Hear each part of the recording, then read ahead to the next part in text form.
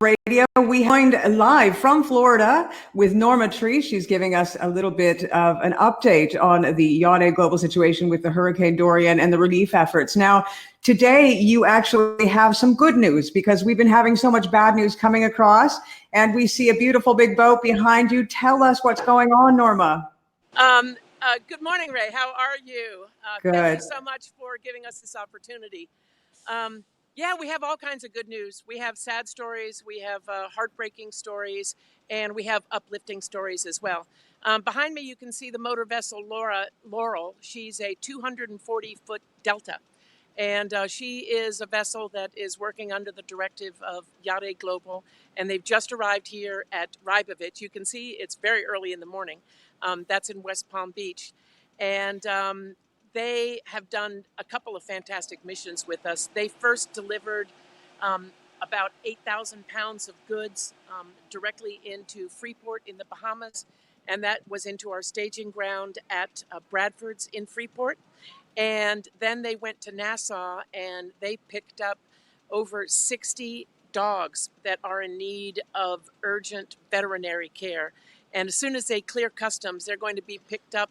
I don't know if you can see it here.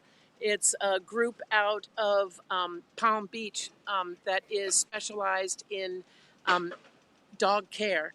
And so they're going to get the medical, the veterinarian service that they need. So Captain Paul and First Officer Wickus of Laurel are just amazing responders. And they're the first vessel that we've had that has come back to the States that has been doing operations for us. So it's really exciting for everybody. We've got all kinds of vans from TV shows and local stations, and we've got our own photographers, and we really look forward to seeing the captain and, of course, seeing the animals and hearing more about the follow-up stories from that. So that's just one example of the unbelievable amount of activity that has been going on in the last week. As I said, really good and really sad. So this one is a definite bright spot. It's really nice to hear, some good stories coming out. We were trying to go live yesterday. We had some technical difficulties. But there are some things that people do need to be careful. We spoke the last time, we were saying that everybody has their heart in the right place. What advice can you suggest to people that they need to do and need to not do in the case of wanting to do the best for the victims of Hurricane Dorian? Well, in the first place, it needs to be said, and I think most people know that the situation in the northern Bahamas, the Abacos for the most part, is extremely serious. The stories that we're hearing out of island locations like Marsh Harbor and Treasure Key and Guana Key, Green Turtle, Little Abaco are really serious. So we personally have been involved in, as I told you before, we were one of the first responder teams based on board motor vessel Loon. They're coming into town tomorrow. And we have not been able to get any statistics about the amount of people that they have actually rescued. So we'll have more details on that soon. But disaster relief is a very fluid situation. So there have been planes going into Nassau because Nassau was virtually untouched. Most of the time, although the Bahamian government did shut down aviation in terms of nighttime flights, just because there's so many planes going in and out. There is a runway at Treasure Key, but they do not have any communication. So that is done only on visual. But there's several yacht owners, yacht captains that have sent their airplanes in, and they are taking in goods and they're taking people out. We've heard more than a couple of different things, but apparently it is the case that U.S. Customs and Immigration is allowing Bahamians into Florida as long as they have some form of communication, ID, be that a passport, or today I read a report that said it only has to be a driver's license. I can't verify that for sure, but definitely more and more people are coming out. We are looking at literally thousands of people that need to be rescued and that need care. I've been involved in a few of them, and the YachAid Global team has been involved in many, many more. Another thing that we've done is we've become kind of a communications hub. And so we've been working together with several South Florida organizations, including the Mission of Hope, which is led by USSA and Informa and MIASF directors and Denison and a big group. They sent out a large ship full of material yesterday. And we got together and had a big meeting on last Thursday. Another one of the big players in organizing and sending over materials has been, of course, the fantastic team at National Marine. Bradford's, which has a location in Freeport, is one of our staging grounds. We've established another staging ground in Chub Key. And so, increasingly we are dealing with the extremely large volume of people. They say thousands of people that are congregating in Nassau that need to be evacuated. Pacific Hope is landing in Freeport today, and they are going to be standing by. As you know, they're a 60-meter hospital ship captained by the wonderful Captain Marvin Wilson, and they have a lot of experience in that. They're basically a floating hospital. Captain Ken Bracewell has taken a leave of absence from the yacht that he runs, and the owner of Rena was very generous to donate their 28-foot center console that Captain Ken has taken over command of because he was the captain of Rena for a long time. So they left this morning at 6 o'clock to go over and join Pacific Hope, and they'll be their chase boat so that they can actually go out to the islands and help people on site and do the evacuations that are necessary. I mean, but the list goes on and on of what needs to be done. It's been incredibly dramatic.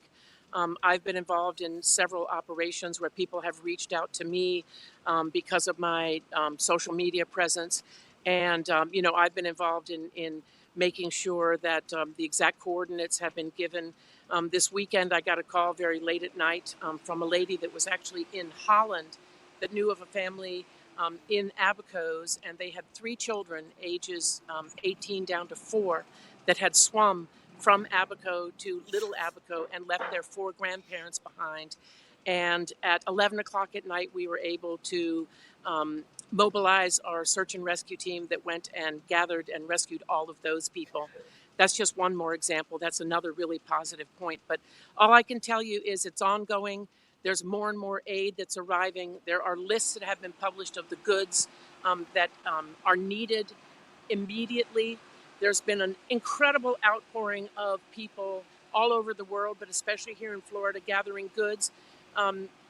Definitely one of the aspects is that there's a feeling that a lot of the goods need to be starting to be a little bit more specific. There's going to be many more tons of items gathered that are going to be able to be sent to the affected areas, especially immediately. So, everything's trying to be organized, but NEMA in the Bahamas and the Ministry of Health has been extremely proactive. One thing that has been said over and over again is that the Bahamian people have been incredibly positive and kindly and extremely courteous in the fact that in their extremity, they need so much help. And yet they still exhibit what we all know in the yachting community to be an unbelievable amount of friendliness and genuine hospitality that we've all been able to enjoy for all of these decades. And so that's, long story short, what we're doing and what is continuing to be done.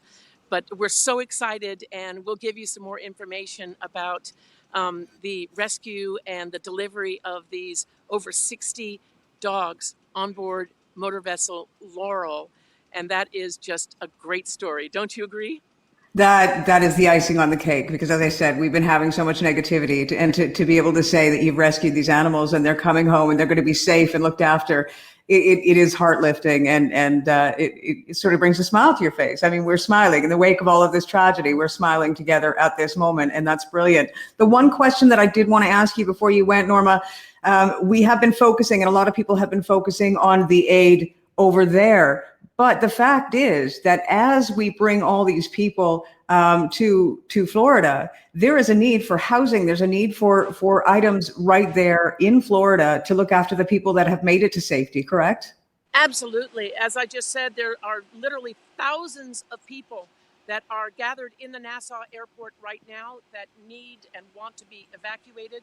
Of course, some of them have families in South Florida and other places in the United States, but you're absolutely right. And one of the things that we've seen in social media is people that live here in South Florida that have said, I have a house and I've got 3 extra bedrooms and I'm willing to take people. There's also going to be a tremendous need for hospitalization and healthcare here. There's a field hospital also being set up at the Nassau airport through Samaritan Hands, and they're going to be able to help. But you're right. And the reality is, this is an ongoing situation. In disaster relief, they always say it's a marathon, not a sprint. But I tell you, the yachting industry has responded and sprinted in the last week for immediate help, and we are gearing up to be as able a participant as we can be in the marathon of recovery and rebuilding in the northern Bahamas. And I myself, as a longtime veteran of the yachting industry, could not be more proud of the outpouring of assistance, of airplanes, of yachts, of personnel, of volunteers that the yachting industry specifically has given. And of course, what we've done at YachAid Global, based on our experience, has been nothing short of pretty darn remarkable. And I don't want to share too many sad stories, but one of the unfortunate things that I was involved with, because it's not all good news, although there is a lot of good news, I had a request through Captain Marvin for 1,000 to 1,500 body bags. And within one day, we were able to source 800 of them, which have already been delivered to Nassau. So I think we're going to be hearing a lot more news. I don't want to dwell on the negative. As I said, we are really proud and excited about the response specifically that yachting has given, and NGOs and fantastic specialists in emergency response from all over the world. So this story is going to keep on going. We're holding a press conference this Thursday at LMC starting at 3 o'clock in the afternoon, where the captains of Loon and the captains of and crew of Laurel are going to be on site. And I hope that you'll be able to cover that live also. And we're going to send it out and stream it on social media so that we can hear firsthand their stories of what they've participated in. And those are 2 YachAid Global assets. And needless to say, the entire crew are heroes, and the owners that generously donate their kind of assets for this type of operation are also heroes. So there's going to be some great stories coming out. Unfortunately, I'm going to have to sign off here because I've got to get there and see the downloading of all these boats and shake the hand of the Captain Roy and First Officer Wilkes and the crew for their incredible participation in helping the people of the Bahamas and the animal of the Bahamas. And I'd like to thank you very much for helping us spread the word. Well, thank you very much, Norma. I will let you get back to your busy schedule. Please do keep us up to date on the wonderful, inspiring stories that you come across.